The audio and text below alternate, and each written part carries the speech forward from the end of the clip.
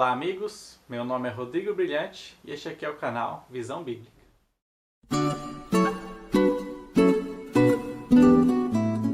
Você já estudou a Bíblia de Gênesis a Apocalipse? Você conhece o conteúdo da Bíblia e de cada livro da Bíblia? Você também já ouviu falar sobre a inerrância das Escrituras? Você também já ouviu falar sobre revelação, iluminação, inspiração? Como que a Bíblia chegou ao homem? Bom, estes assuntos e muitos outros, eles estão inclusos aqui neste material, a apostila de Bibliologia Visão Bíblica. Eu quero convidar você a adquirir este material gratuitamente. Você pode fazer o seu pedido aqui por este e-mail ou pela nossa página no Instagram. Então, pegue a sua Bíblia e a sua apostila e bora lá! Hoje continuaremos nossa série de estudo nos milagres do Evangelho de João. E lembra o versículo que nos direciona para entendermos os milagres? João capítulo 20, versículos 30 e 31, diz assim: Na verdade, fez Jesus diante dos discípulos muitos outros sinais que não estão escritos neste livro. Estes, porém, foram registrados para que creiais que Jesus é o Cristo, o Filho de Deus, e para que, crendo, tenhais vida em seu nome. Estes dois versículos, eles mostram o propósito por que João relatou 7 milagres em seu evangelho. Ele quis ensinar um pouco mais sobre a salvação. E por meio dos milagres, nós podemos também aprender um pouco mais sobre a salvação. Então eu convido você a abrir a sua Bíblia em João capítulo 4 e nós daremos continuidade à nossa série de estudo.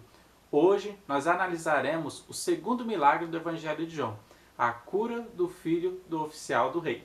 Vamos lá?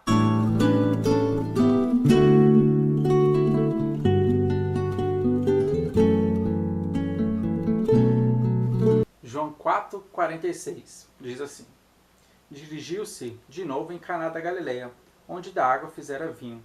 Ora, havia um oficial do rei, cujo filho estava doente, em Cafarnaum. Para a gente entender um pouco o contexto desse milagre, nós vimos que no capítulo 2 de João, ali relata o primeiro milagre de Jesus Cristo, que ele fez a transformação da água em vinho, ali numa festa de casamento. Jesus Cristo, naquela ocasião, estava no norte de Israel, na região da Galileia, em Caná da Galileia. Depois disso, ele desceu para o sul de Israel, na região da Judéia, onde ele foi para Jerusalém, onde no capítulo 3 tem aquela famosa conversa de Jesus com Nicodemos.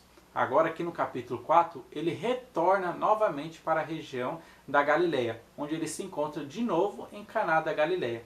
Aqui mostra que havia um homem, oficial do rei, não fala o nome dele, mas fala a sua profissão, que ele vai ao encontro de Jesus Cristo. Ele sai de Cafarnaum, percorre 32 quilômetros e vai atrás de Jesus Cristo porque o seu filho estava doente. Versículo 47. Tendo ouvido dizer que Jesus viera da Judéia para a Galiléia, foi ter com ele e lhe rogou que descesse para curar seu filho, que estava à morte. É interessante a gente notar que nesse relato não fala o nome deste homem, mas conta qual é a sua profissão. Ele era um oficial do rei. Certamente ele era um homem muito rico, que tinha muito dinheiro. Mais para frente a gente vai ver que ele tinha até servos à sua disposição. Então ele era um homem que tinha muito dinheiro. Mas ele não recorreu às suas riquezas, ao seu dinheiro para solucionar o seu problema. Ele foi até a pessoa certa, a pessoa de Jesus Cristo. Existe uma frase que diz que para tudo tem solução, menos para a morte. Mas é uma frase mentirosa, que até para a morte existe solução, a pessoa de Jesus Cristo. O dinheiro não pode trazer essa solução para nós. Somente Jesus Cristo pode dar vida para o perdido. E foi o que este homem foi fazer. Ele foi atrás de Jesus Cristo, porque sabia que Jesus Cristo era o antídoto para a morte. Lembra de Lucas 12, quando Jesus contou uma parábola de um homem muito rico? Este homem ele queria fazer uma aposentadoria para si. Ele queria descansar. Vou derrubar meu celeiro, fazer outros maiores e depois eu vou poder dizer para minha alma: alma, agora você pode descansar porque você tem para muito tempo um grande depósito. Agora é só comer, se regalar, curtir a vida. Mas Deus apareceu para aquele homem e disse: louco, esta noite pedirão a tua alma. E o que você tem preparado? Para quem será? As riquezas, elas não podem nos ajudar. Nós devemos fazer como este pai, oficial do rei, ele fez. Ele recorreu até Jesus Cristo. Ele não recorreu às suas riquezas, às suas posses, mas ele recorreu a Jesus Cristo. Que você também possa recorrer até Jesus Cristo. Versículo 48. Então Jesus lhe disse: se porventura não virdes sinais e prodígios, de modo nenhum crereis. Se você fizer uma leitura rápida, não observando o português, você vai pensar que Jesus ele estava falando isso aqui para o oficial, para o pai desesperado. Mas ele não estava falando para ele estava falando para uma multidão de pessoas ali. Perceba que aqui no versículo 48, Jesus diz assim: se porventura não virdes. Esse verbo virdes está na segunda pessoa do plural. Isso implica que Jesus não estava falando para aquele homem, mas para uma multidão que estava ali em redor. Se Jesus estivesse falando para aquele homem, ele falaria vires. Uma versão mais atualizada, ela pode nos ajudar um pouco mais nisso. Diz assim na NVI, o mesmo versículo. Disse-lhe Jesus: se vocês não virem sinais e maravilhas, nunca crerão. Perceba que nesse contexto, Jesus não está lidando apenas com o oficial do rei, mas ele também estava lidando ali com uma multidão. E Jesus estava se voltando para essa multidão e dizendo quanto que eles eram incrédulos. Existem pessoas que estão apenas atrás de Jesus em busca de sinais, em busca de milagres, em busca de algum benefício material. Em 1 Coríntios, capítulo 1, versículo 22, diz assim: porque tanto os judeus pedem sinais, como os gregos buscam sabedoria. Perceba que os judeus eles estão em busca de sinais, em busca de milagres. Eles querem ver o pão caindo do céu para que eles possam crer em Jesus. Meu irmão, em sua jornada, em sua caminhada, você também vai se deparar com dois tipos de pessoas.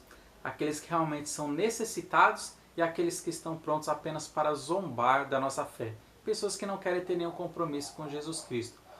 Quão é importante a gente fazer essa separação, darmos a devida atenção para quem realmente é necessitado.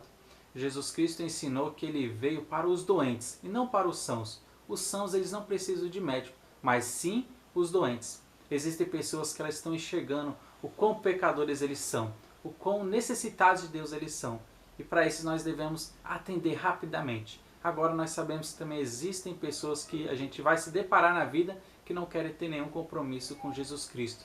Nós devemos levar o Evangelho para todas as pessoas, mas dê bastante atenção para aqueles que realmente são necessitados e querem ouvir da palavra de Deus. Versículo 49.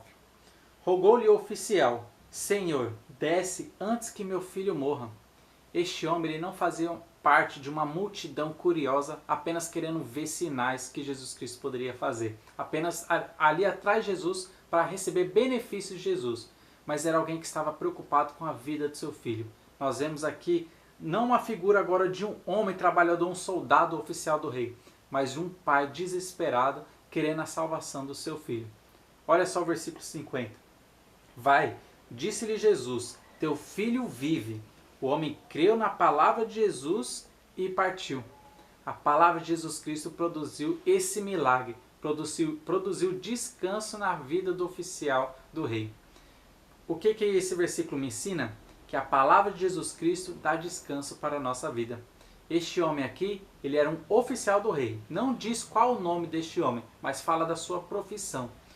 O que um homem trabalhador, o que ele mais almeja? Ele almeja o final de semana que ele pode descansar. Ele também almeja o seu período de férias, um tempo de descanso. Mas esse homem não achou descanso. Nessa situação que ele estava passando, não achou descanso no seu trabalho. Nós vimos também que ele não achou descanso no seu dinheiro, mas ele achou descanso em Jesus Cristo. Jesus ele é o único que pode dar descanso para a nossa vida, para as nossas almas.